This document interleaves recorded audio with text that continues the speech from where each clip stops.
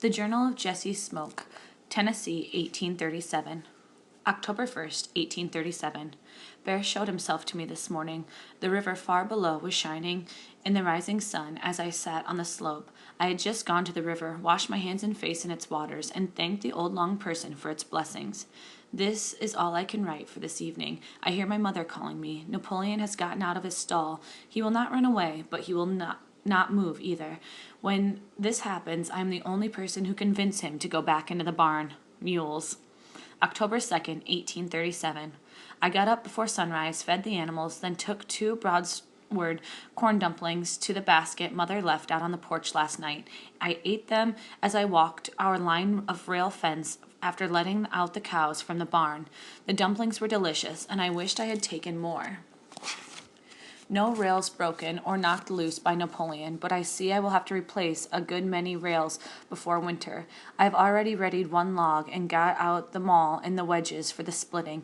It is my job to do those things Father and I once did together. This will be the first time I have ever tried rail splitting by myself. Tried to give Emily and Ruthie a hand with the scallybarks that my sister and I gathered from our hickory trees, which Mother dried on a rack beside a fire. When I was a small child, before Emily and Ruthie were born, my mother would let me help her prepare the scarly bark with a flat stone and sieve them in the basket to get rid of the holes.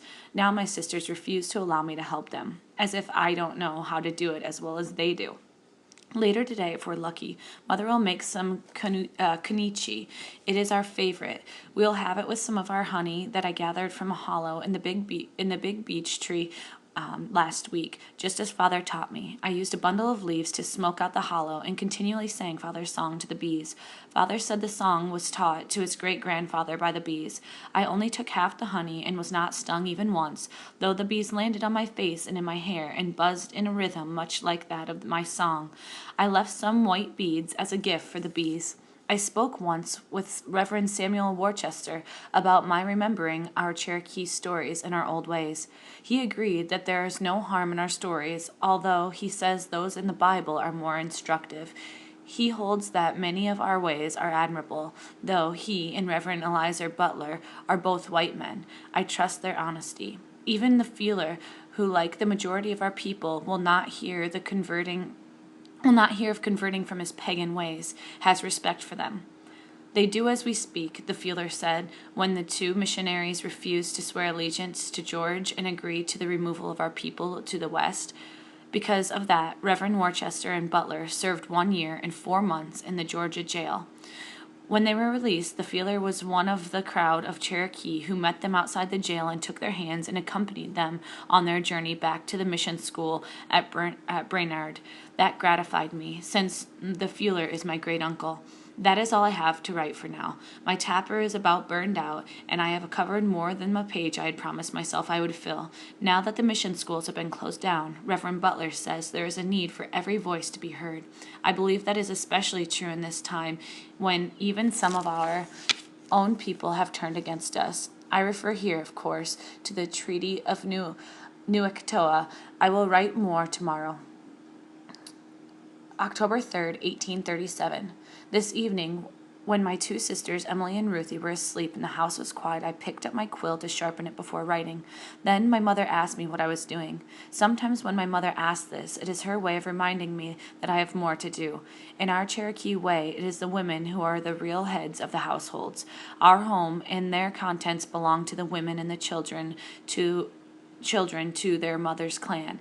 At times, when I hear my mother's soft, strong voice, I have but to close my eyes and picture her as a beloved woman who sat beside the war chief and the peace chief, those powerful men heading her wise counsel.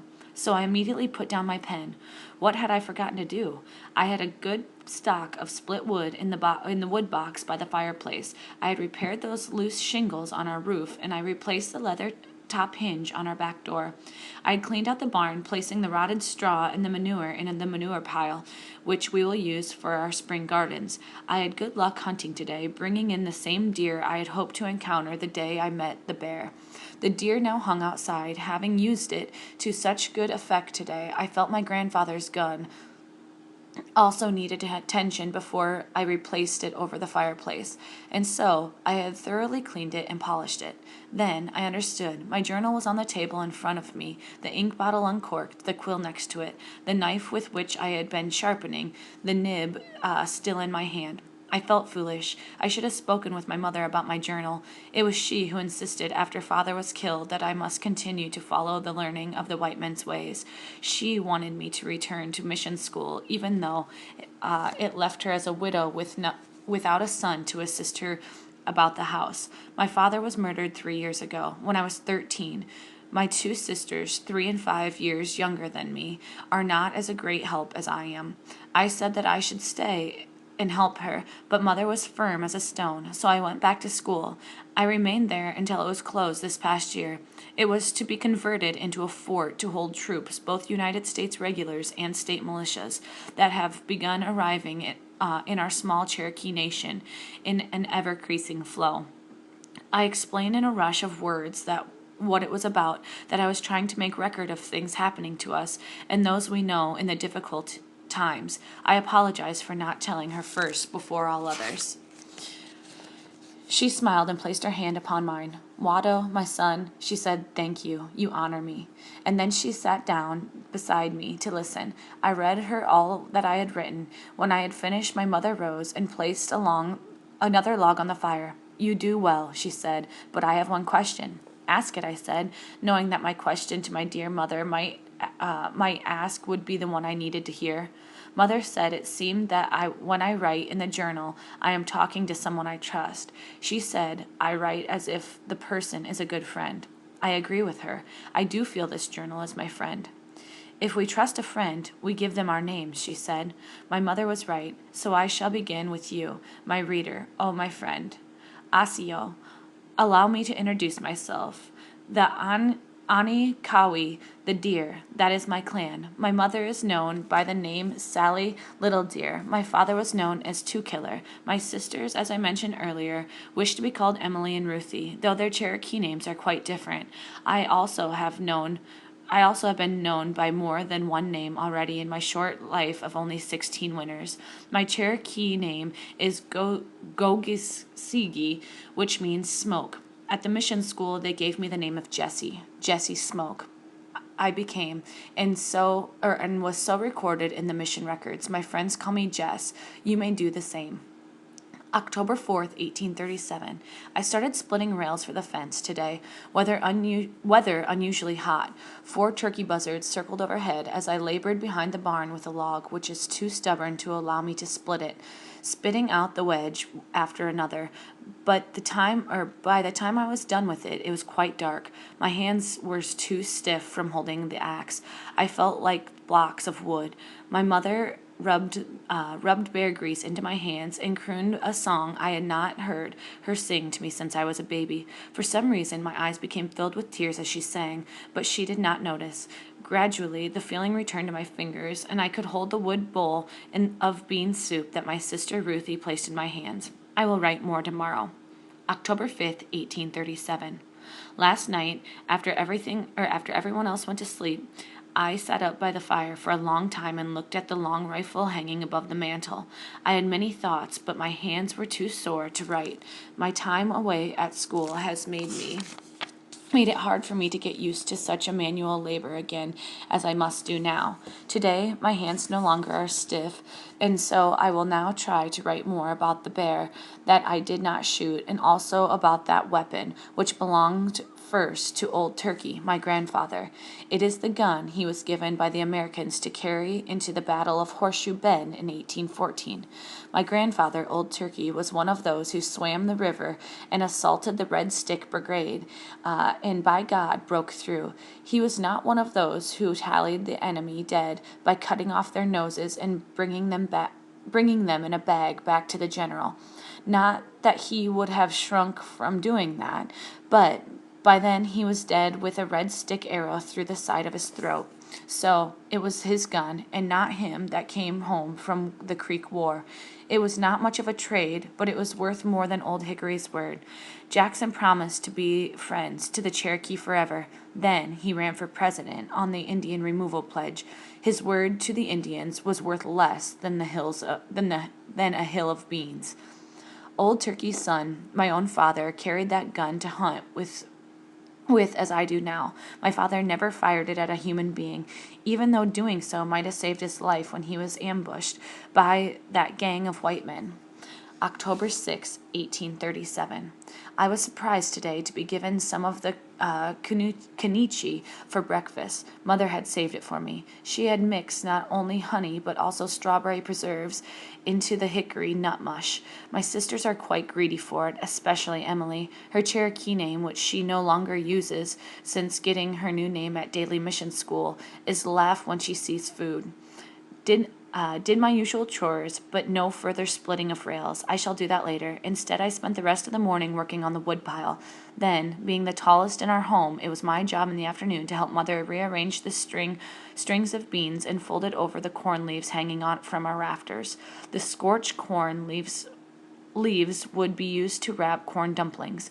Also shifted the planks on which we had spread out the quarter cabbages to dry. Space was needed for the apple slices, which we had on ash splints next to the fire.